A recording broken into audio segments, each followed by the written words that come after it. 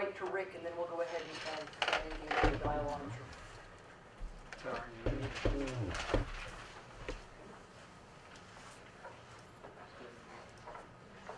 All right, so I feel like a student who was tricked by all of his classmates who said that today was the day that all the final exams were due. So, and the two of these people, you guys did a great job. So anyway, the good news is mine's much briefer. So what I tried to do is just to get some ideas for other places in the world we could look at, and frankly, I thought it would be a point of comment. So the idea was go ahead and go to the next one. I guess I can do that. An assistant. So the first thing, I'm Mike Brown. I represent the owners of the property that the Docktown Marina is adjacent to. Our land has been celebrated for parked cars and RVs and garbage cans. But in any event, the people of Docktown need a place to park. So basically, it's fairly. It's a property that requires vision to really see beauty. In any event, I wanted to start by just pointing out how this looked to me. This is in the bay, but this looked to me like Redwood Creek, and it was just kind of a rural feel to it. It had a very peaceful, like Bear Island, and it was a nice sense of how our developed properties can sort of blend into the bay.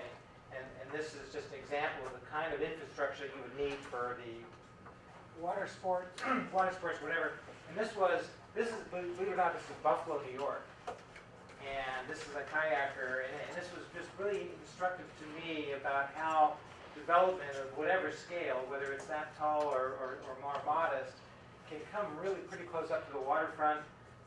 Whether it's backyards that Carol showed or roads, can come up relatively close to the water, and yet you still have this access, and you have the openness of the water. So I found it interesting in terms of the scale that, like all development, there's usually an edge that leads back, and it's interesting to think of the water as the beginning of that flattened, accessible, open edge, a lot of sunshine.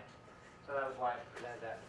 So the next one, you got a button here.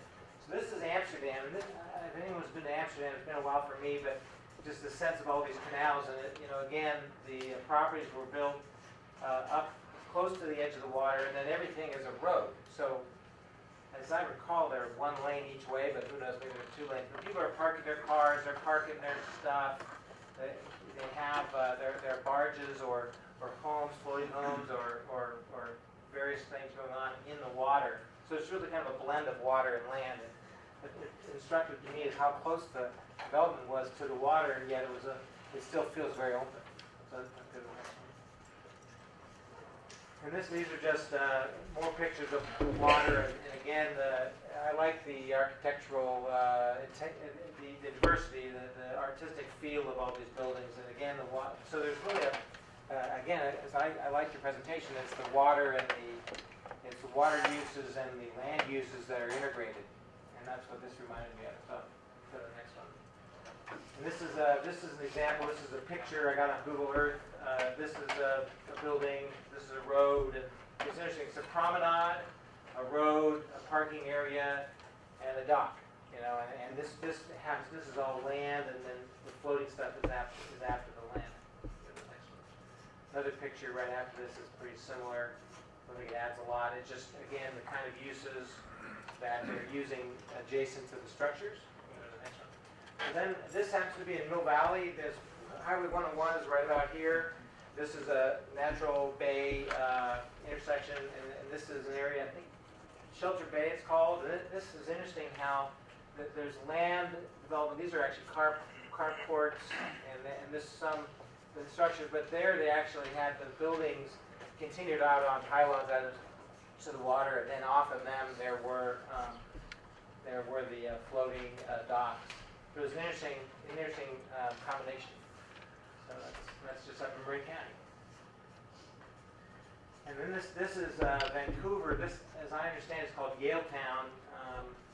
And this was interesting to me again to see the way a city can come up close to the water's edge, but preserve the open space, preserve public access, preserve landscaping, and have have an interface with the water with the docks. The other thing that was interesting with the docks is the docks are coming off in maybe one location or another location. The land itself is not connected to the docks the entire width of the way. I feel that gives a greater openness and a greater public access. Because as someone said today, maybe it was Carol, there's the issue of, do you want to have a private marina or private, or do you want to have the entire community the ability to walk along, get access to the water, while still preserving floating homes, floating uses. So I've never been to this area, but it looks like I should go. So next. Field trip. Field trip. This is the same place. I don't think this fits in Redwood City, but I mean, it just struck me that there's a scale again. Whatever the ultimate top scale is, there's a way to blend it down to a flat near the water. And I like the fact that there's a lot of examples of public access, promenade, bike use, again, and access to the water. And again, where you have this lower scale next to the water, you have more sunshine. So that's one of the values in moving backwards. The next one. These are, I found this website. I've never been to these places, but I actually put it's SSJ Development. It looks like a fairly successful development company, but they had all of these examples throughout New York and New Jersey of all these structures that were near water, but also incorporated boat elements. Let's go to the next page. This one I didn't know where that was. But the next one, these are the last two slides I have. This was called Riviera Townhomes. And this was Riviera Estates. Is anyone familiar with that area? Those were Garrettson Beaches. I think it's in New Jersey. And Mill Basin, I believe it's in New York. But it's just interesting, whatever architecture gets done on land, you can see how this is someone running, and they look like they have a public, or maybe it's a development pool. But then there's water, and then there's a tie into wharves or barges. And again, here's an example of just a scale, starting with tall, getting shorter, and then getting flat, and then floating. So anyway, those are things that I thought were useful, and I've made my comments about them. I like aspects of all of it. Thank you, Mike.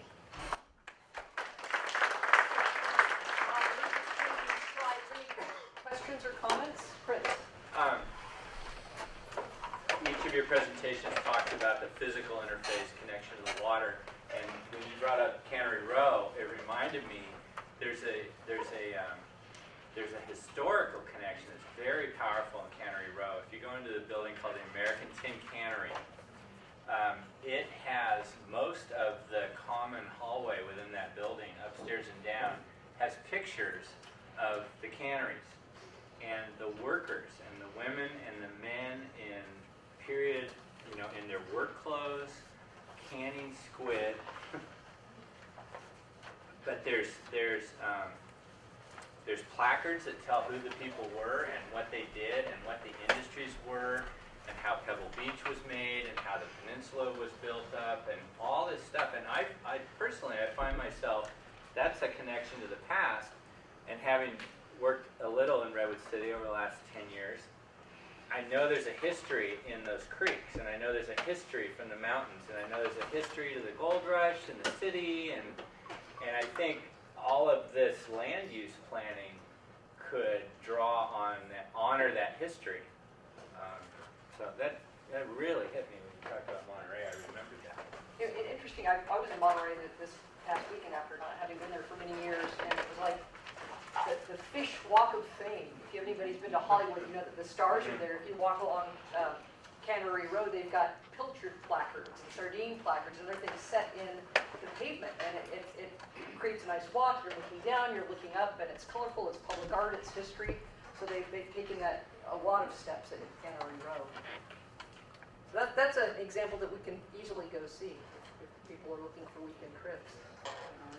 Rick, I'm going to turn it over to you. Okay. And we've got, I think we only have one duplication in Yes. Granville Island, so there are a lot of great places out there.